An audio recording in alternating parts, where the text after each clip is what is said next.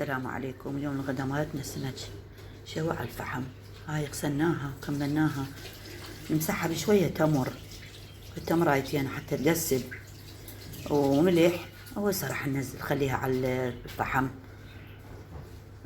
صارت ثبت بس على النص.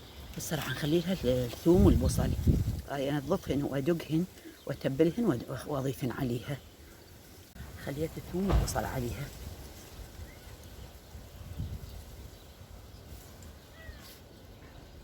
صارت ما شاء الله تخبل.